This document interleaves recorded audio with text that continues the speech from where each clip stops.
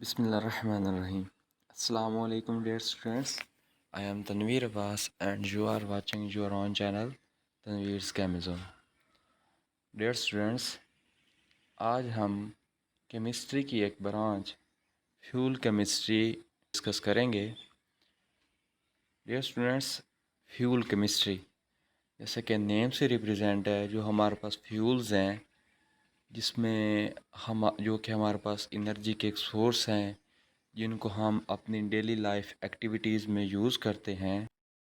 उन हम फ्यूल्स को देखते हैं कि वो कौन से फ्यूल्स हैं, उनकी टाइप्स कौन कौन सी हैं, उनकी क्लासिफिकेशन क्या है, किस किस फॉर्म में वो अवेलेबल होते हैं और किस तरीके से हमें एनर्जी देते हैं। ठीक है डियर स्टूडेंट्स, यानी कि फ्यूल्स देखें। अब हम गाड़ियों में फ्यूल यूज़ करते हैं, वो हमें एनर्जी प्रोवाइड करते हैं। हम डिफरेंट इंडस्ट्रीज़ में फ्यूल को यूज़ करते हैं, वो भी हमें एनर्जी प्रोवाइड करते हैं। हम अपने घरों में फ्यूल यूज़ करते हैं, जैसे कि गैस वगैरह है, कुकिंग प्रोसेस के लिए हमें एनर्जी प्रोवाइड करते हैं। ये सारी चीज़ें हम देखेंगे फ्यूल्स की कौन कौन सी फॉर्म है, कैसे वो हमें एनर्जी प्रोवाइड करते हैं और इनके प्रोसेस क्या है, किस तरीके से वो हम यूज़ करते हैं। ठीक है डियर स्टूडेंट्स, चलते हैं प्रॉपर अपने टॉपिक की तरफ। सबसे पहले हम इसका देखते हैं इंट्रोडक्शन फ्यूल्स के बारे में। ठीक है, the various type of fuels like liquid, solid and gaseous fuels are available for firing। ये हमारे पास डिफरेंट टाइप्स हैं फ्यूल्स की, जैसे कि हमारे पास लिक्विड है, सॉलिड है या गैस है। ये सारे फ्यूल्स हमारे पास आग जलाने के लिए यानी कि अवेलेबल हैं इस प्रोसेस के लिए, एनर्जी प्रोवाइड करने के लिए। अच्छा, in in boilers, furnaces and other combustion equipment.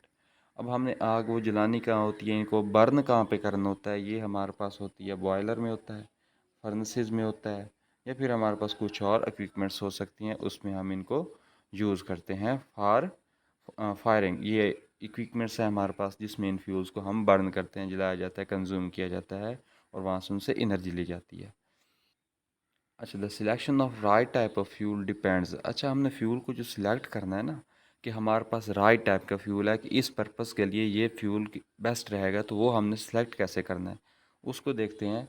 On various factors such as availability, उसकी आपको अवेलेबिलिटी का पता हो कि आपके पास ये चीज़ अवेलेबल है भी सही या नहीं है। जो चीज़ आपने कह रहे हैं कि फॉर एग्ज़ाम्पल आपको यहाँ पे गैस चाहिए, तो क्या गैस आपको अवेलेबल है या नहीं है। नेक्स्ट उसकी स्टोरेज देखें, उसकी स्टोरेज भी है या नहीं। नेक्स्ट उसका हैंडलिंग देखें कि आप उसको यूज़ करते हुए हैंडल भी कर सकते हैं नहीं, आपके पास ऐसे इंस्ट्रूमेंट, ऐसे इक्विपमेंट्स हैं या नहीं है। नेक्स्ट उसका पोल्यूशन देखें, क्या वो जो आप फ्यूल यूज़ कर रहे हैं वो इन्वायरमेंट के लिए पोल्यूशन तो क्रिएट नहीं कर रहा, इस चीज़ को भी देखें। And land cost of fuel, यानी कि आपको उसका लैंड कॉस्ट देखनी है, यानी कि उसको ले आने में आपका कितना खर्च पड़ रहा है, यानी कि फ्यूल आपने ले के आना है।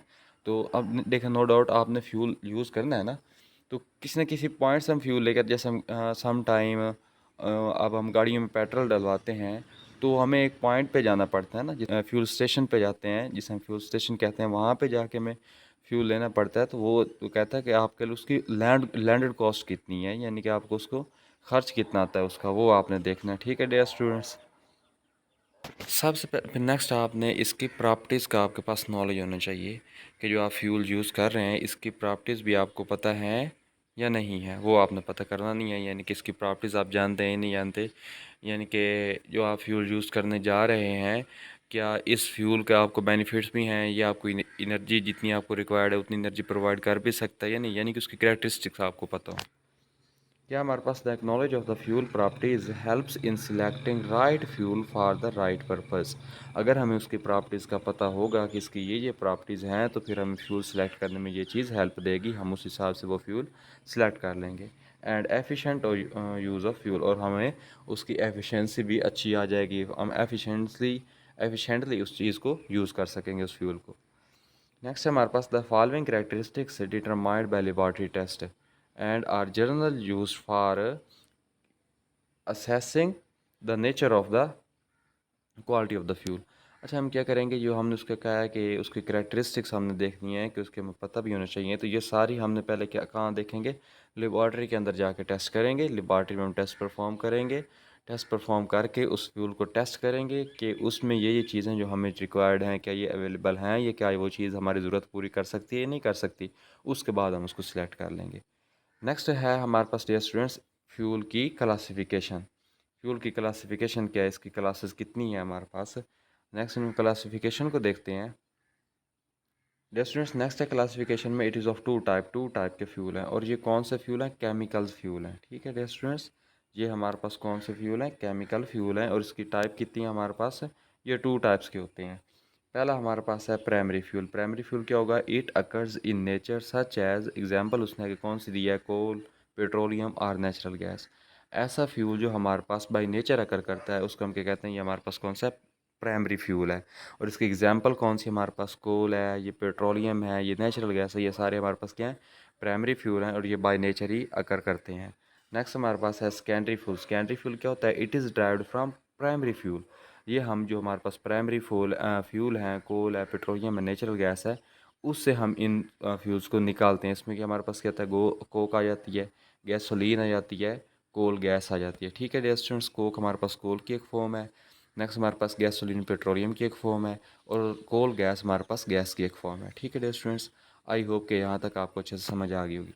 अच्छा डियर स्टूडेंट, नेक्स्ट हमारे पास एक प्राइमरी फ्यूल है, इसकी पूरी फैमिली यहाँ पे बना के दिखाई गई है। प्राइमरी फ्यूल या नेचुरल फ्यूल की पूरी फैमिली आपको दिखाई गई है यहाँ पे। अच्छा डियर स्टूडेंट्स, नेक्स्ट आपको प्राइमरी फ्यूल और या नेचुरल फ्यूल की पूरी फैमिली यहाँ पे बना के दिखाई गई है। तो देखते हैं हमारे पास प्राइमरी फ्यूल और नेचुरल फ्यूल हमारे पास क्या है। सबसे पहले हमारे पास प्राइमरी फ्यूल में क्या आता है, सॉलिड हो सकते हैं, प्राइमरी फ्यूल हमारे पास लिक्विड हो सकते हैं, या प्राइमरी फ्यूल हमारे पास गैस हो सकते हैं। ठीक है डिस्टेंस, तीनों फॉर्म में ये अवेलेबल हो सकते हैं। अगर हमारे पास ये प्राइमरी फ्यूल हैं सॉलिड, तो उसमें कौन कौन सी चीज़ आ जाएगी, उसमें हमारे पास वुड आता है। वुड के बाद उसमें हमारे पास क्या आ जाता है, वुड आएगा। ठीक है, उसके बाद हमारे पास पीट आएगा, उसके बाद लिग्नाइट है, उसके बाद कोल है और डैंग है। वुड का आपको पता है लकड़ी, पीट हमारे पास कोल की एक फॉर्म होती है, लिग्नाइट भी हमारे पास एक कोल की एक फॉर्म है, और कोल ऑलरेडी आप उसको जानते हैं, कोयला। और डंग, ये जो हमारे पास जानवरों का गोबर होता है, इसको हम डंग कहते हैं। ये हमारे पास, ये भी फ्यूल के तौर पे यूज़ होता है। बायोमास गैस प्लांट जो हम यूज़ करते हैं, बनाते हैं, उसमें इसी चीज़ को यूज़ करके हम वहाँ से मीथेन गैस प्रोड्यूस करवाते हैं, और जो घरों में हम यूज़ करते हैं। नेक्स्ट हमारे पास है लिक्विड। लिक्विड में हमारे पास डियर स्टूडेंट्स क्या आता है, क्रूड ऑयल वगैरह, ये सारा खाम तेल जिसे हम कहते हैं, इसी को फर्दर प्रोसेस करके हम बाकी का ऑयल लेते हैं। ठीक है डियर स्टूडेंट्स, ऑयल की डिफरेंट फॉर्म्स इसी से हम निकालते हैं। नेक्स्ट हमारे पास गैस है, जिसमें हमारे पास नेचुरल गैस है, जिसे हम मीथेन भी कहते हैं। आई होप कि यहाँ इस क्लासिफिकेशन की आपको अच्छे से समझ आ गई होगी। नेक्स्ट हम चलते हैं ड्राइव्ड फ्यूल की क्लासिफिकेशन की तरफ। जी स्टूडेंट्स, नेक्स्ट हमारे पास है ड्राइड फ्यूल, या फिर हम इसको सेकेंडरी फ्यूल कहते हैं। इसकी अब हम क्लासिफिकेशन देखेंगे, इसकी हम फैमिली देखेंगे। वो हमारे पास क्या है डियर स्टूडेंट्स, ये भी 3 टाइप के हो सकते हैं, सॉलिड हो सकते हैं, लिक्विड हो सकते हैं, या फिर गैसियस फॉर्म में अवेलेबल हो सकते हैं। अगर ये हैं सॉलिड, तो सॉलिड कौन कौन से होंगे, ये हमारे पास डियर स्टूडेंट्स कोक हो सकती है, कोल की यानी कि कोल से ड्राइव किया जाएगा। चारकोल है, ये भी कोल से ड्राइव किया जाता है। पेट्रोलियम है, ये डेस्टिनेशन पेट्रोलियम हमारे पास सॉलिड में नहीं आना, ये बाय मिस्टेकन यहाँ पे प्रिंट हुआ है। ये पेट्रोलियम जो है हमारे पास, ये सॉलिड में नहीं आएगा, ये पेट्रोलियम सॉलिड में नहीं हो सकता। पेट्रोलियम हमेशा लिक्विड में होना है। नेक्स्ट है कोल, कोक है, कोल गैस है, और बैरिक्वेट है। बैरिक्वेट भी हमारे पास पत्थर की तरह के एक कोल टाइप का हमारे पास एक सॉलिड फॉर्म में एक फ्यूल की टाइप है। ठीक है स्टूडेंट्स, नेक्स्ट है हमारे पास है लिक्विड। लिक्विड में हमारे पास कौन कौन से हो सकते हैं, लिक्विड में हमारे पास डियर स्टूडेंट्स तार है, कैरोसिन है। कैरोसिन ये वो वाला ऑयल है जो ज़्यादातर हमारे एरोप्लेन में यूज़ होता है। डीजल है, पेट्रोल है, फ्यूल ऑयल है, या सिंथेटिक गैसोलीन गैस वगैरह, ये सारे हमारे पास लिक्विड में आते हैं।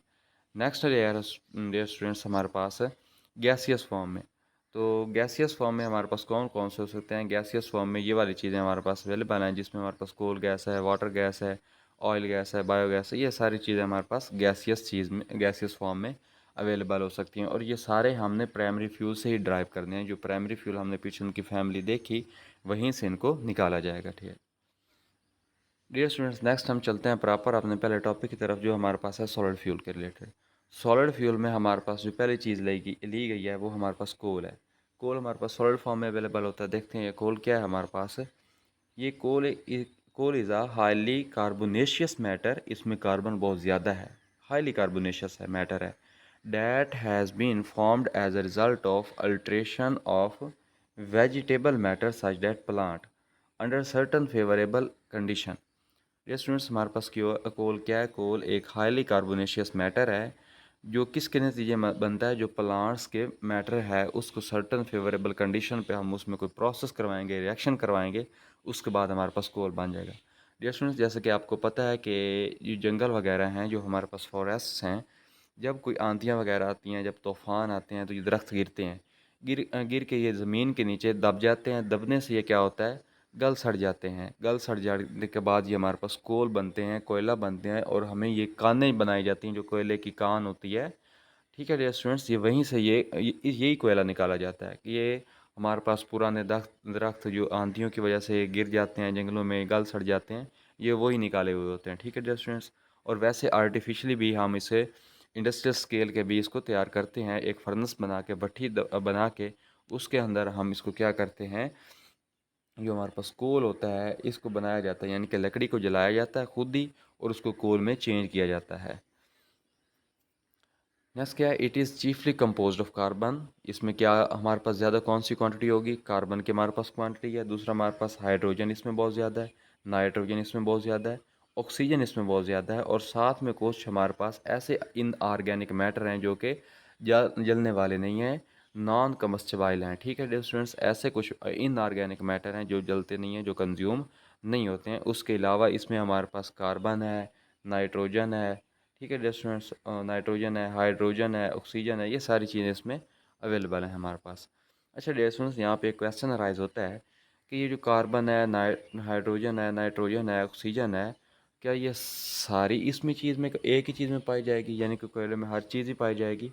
अगर ये पाई जा रही है तो किस तरीके से ये हमें एनर्जी देता है, किस तरीके से ये बर्न होके हमें, यानी कि कार्बन किस तरीके से जलती है, हाइड्रोजन किस तरीके से बर्न होती है, और दूसरा हमारे पास इसमें ऑक्सीजन किस तरीके से बर्न होती है, और ये किस तरीके से हमें एनर्जी प्रोवाइड करते हैं।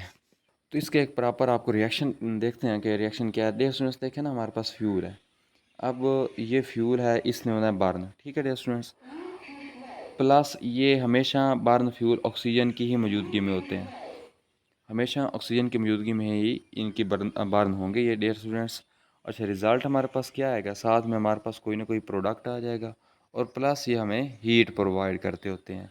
ये जो प्रोडक्ट बनता है डियर स्टूडेंट्स, ये वाला प्रोडक्ट जो हमारे पास, ये जो हमारे पास प्रोडक्ट बना है, इसकी हीट, ये जो हमारे पास रिएक्टेंट है उसकी हीट से निस्बत इसकी हीट क्या होगी? कम होगी। ठीक है डियर स्टूडेंट्स, वो क्योंकि जो हीट, इसकी जो हीट ज़्यादा थी फ्यूल की, इस फ्यूल की जो हीट हमारे पास ज़्यादा थी और इस प्रोडक्ट की हीट कम है, तो वो वाली हीट बाकी कहाँ गई है? वो हीट यहाँ पे रिलीज़ हो गई है, और यही हमारे पास आगे प्रोसेस में हम यूज़ करते हैं, ये वाली हीट हम यूज़ करते हैं फ्यूल से। ठीक है डियर स्टूडेंट्स, अब इसमें देखते हैं कि हमारे पास ये डिफरेंट टाइप्स के थे, यानी कि उसमें ऑक्सीजन भी थी, कार्बन भी थी, हाइड्रोजन भी थी, यानी कि उसमें नाइट्रोजन वगैरह थी। तो ये सारी चीज़ें किस तरीके से हम हमारे ये बर्निंग प्रोसेस में यूज़ होती हैं। ठीक है डियर स्टूडेंट्स, पास एक ऐसा कंपाउंड आया जिसमें उसमें हमारे पास कार्बन थी फ्यूल की। ठीक है डियर स्टूडेंट्स, प्लस उसने रिएक्ट किससे करना था? ऑक्सीजन से, और हमारे पास प्रोडक्ट क्या बन जाएगा? ठीक है डियर स्टूडेंट्स, वो हमारे पास बनेगा कार्बन डाइऑक्साइड बन जाएगी, और साथ में हमारे पास हीट यूज़ होगी। ठीक है डियर स्टूडेंट्स, अब जितनी हीट इस कार्बन की थी उससे कम है इस कार्बन डाइऑक्साइड की। जो हीट यहाँ से बची है इस कार्बन डाइऑक्साइड से, जो कार्बन से जो हीट बची है, और वो यहाँ पे ये ही रिलीज़ हो गई है, और यही हम आगे प्रोसेस में यूज़ करते हैं। आई होप कि इस रिएक्शन की आपको समझ आ गई होगी किस तरीके से ये हमें एनर्जी का हमारे पास सोर्स है, किस तरीके से ये हमें एनर्जी प्रोवाइड करते हैं। नेक्स्ट है dear students, the successive stages in the transformation of vegetable matter into coal. अच्छा, हमारे पास जो एक स्टेज बनते हैं ना, ठीक है, जिसमें वेजिटेबल मैटर, जैसे कि हमारे पास प्लांट्स वगैरह हैं, तो इन किस किस स्टेज पे जाके ये हमारे पास एनर्जी का सोर्स बनते हैं वो हम देखते हैं। ये हमारे पास वुड के ज़रिए, ठीक है, वुड बनेगी प्लांट की, तो वो हमें एनर्जी का सोर्स बनेंगे किस तरीके से? कि कोल वगैरह बनाने में यूज़ होंगे। नेक्स्ट हमारे पास है पीट, लिग्नाइट, बिथ्यूमिनस कोल, ये सारे इसकी कोल के हमारे पास एग्जाम्पल हैं। पीट, लिग्नाइट, बिथ्यूमिनस कोल, ये सारे इसकी हमारे पास क्या है? एग्जाम्पल हैं। Peat, lignite, bituminous coal, steam coal and anthracite, ये सारी कोल की एग्जाम्पल हैं।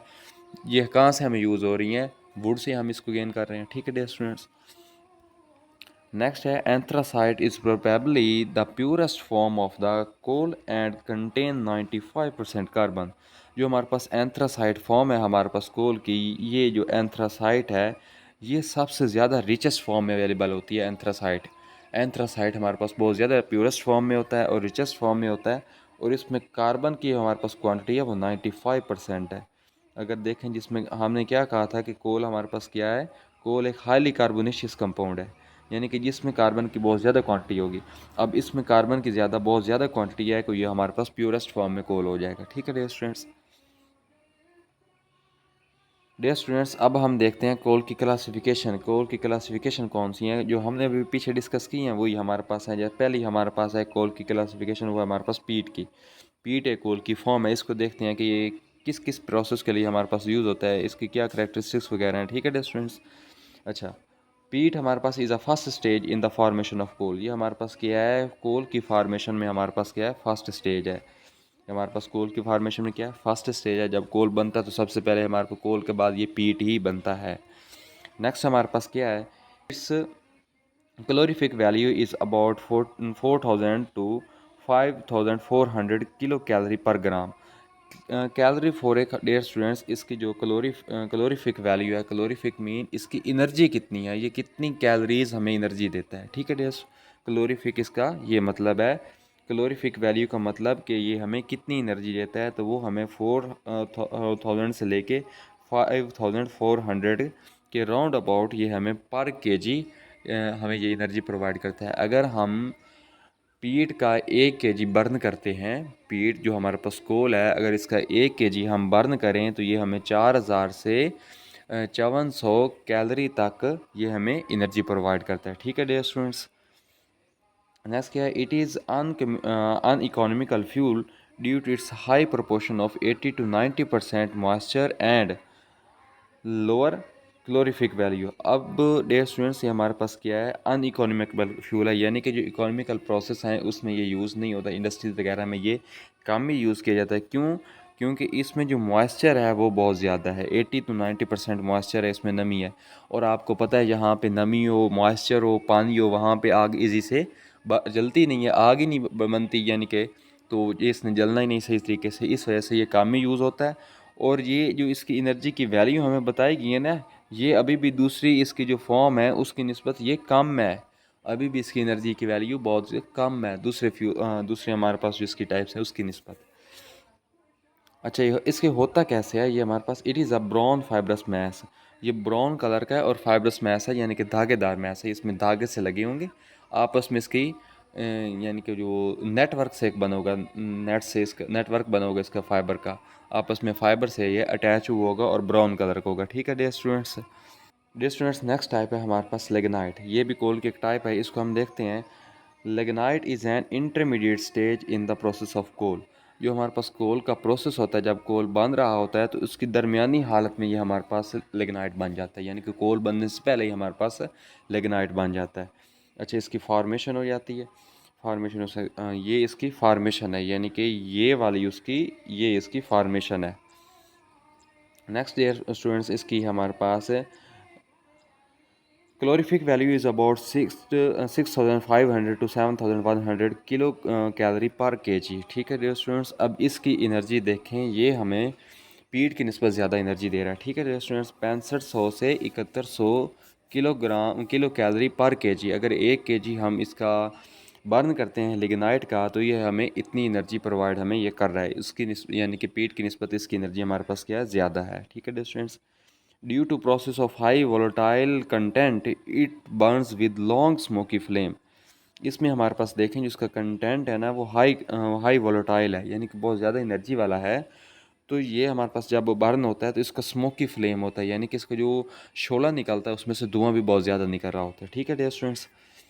नेक्स्ट है हमारे पास बिथ्यूमिनस कोल। बिथ्यूमिनस कोल हमारे पास क्या है, बिथ्यूमिनस कोल इज़ अ फर्दर सब classified on the basis of the carbon content into 3 types. ठीक है डियर स्टूडेंट्स, ये आगे 3 टाइप्स में हो जाता है। डिवाइड इसको कर देते हैं, क्योंकि इसमें जो कार्बन का कंटेंट है ना, वो यानी कि थोड़ा सा ज़्यादा क्वांटिटी में अवेलेबल होता है, तो इस वजह से हम क्या करते हैं, इसको आगे क्लासीफाई कर देते हैं। पहले हमारे पास क्या होती है, साब बिथ्यूमिनस कोल। दूसरा हमारे पास है बिथ्यूमिनस कोल। और तीसरा हमारे पास होता है सेमी बिथ्यूमिनस कोल। ठीक है। जो हमारे पास है ना पहला सा बिथ्यूमिनस कोल, ये यानी कि बिथ्यूमिनस कोल का असिस्टेंट आप समझ लें इसे। दूसरा हमारे पास प्योर बिथ्यूमिनस कोल और सेमी बिथ्यूमिनस कोल, यानी कि वो बिथ्यूमिनस कोल से छोटा होगा। ठीक है डियर स्टूडेंट्स, इसमें कार्बन की कंपोजिशन के हिसाब से हमने इनको 3 डिफरेंट फॉर्म में हम इनको डिवाइड कर दिया है। ठीक है डियर स्टूडेंट्स, नेक्स्ट है हमारे पास लास्ट टाइप इसकी एंथ्रासाइट। एंथ्रासाइट कोल हमारे पास क्या होता है dear students, anthracite is the superior grade of coal. ये हमारे पास जो कोल है उसका सुपीरियर ग्रेड है, यानी कि सबका ये मास्टर है, तो सारी टाइप्स का ये मास्टर है, आका इसको समझ लीजिए, उसका सबसे बड़ा यही है हमारे पास। यानी कि इन चारों भाइयों में से ये भाई बड़ा है सबसे। और जिस जो बड़ा होता है सारे यानी कि सारा कुछ सुपरविजन उसी के अंडर ही होती है, सारा कुछ उसी के पास ही होता है, तो ये बड़ा है, तो सारी ये हमारे पास सुपीरियर है ग्रेड में। ठीक है dear students, it's volatile moisture and ash content very less. अब इसमें जो है जैसे इसमें मॉइस्चर के कंटेंट हैं, यानी कि ऐसी चीज़ जो किसी चीज़ को डिग्रेड करती है, उसकी कैरेक्टरिस्टिक्स को नलीफाई करती है, उसकी कैरेक्टरिस्टिक को कम करती है, तो वो चीज़ें इसमें कम है। यानी कि ये इखलाकियात की आला सतह पे पहुंचा हुआ है, इसमें हर चीज़ बहुत ज़्यादा है। नेक्स्ट है it's calorific value is about 8650 kilo calorie पर केजी। अगर हम इसका 1 किलोग्राम बर्न करें तो ये हमें 8650 किलो कैलोरी पर केजी हमें देता है। ठीक है दोस्तों, इसकी एनर्जी आप देखें सबसे ज़्यादा है, क्योंकि इसमें कार्बन की क्वांटिटी बहुत ज़्यादा है। डियर स्टूडेंट्स, आई होप कि यहाँ तक आपको समझ आ गई होगी। बाकी नेक्स्ट लेक्चर में हम कोल का एनालिसिस, जो बाकी कोल का टॉपिक रह गया, वो देखेंगे, और फर्दर हम आगे फ्यूज़ के फॉर्म्स हैं उनको हम डिस्कस करेंगे। चैनल को सब्सक्राइब करना, वीडियो को लाइक और शेयर करना बिल्कुल ना भूलें। जज़ाकल्लाह, अल्लाह हाफिज़।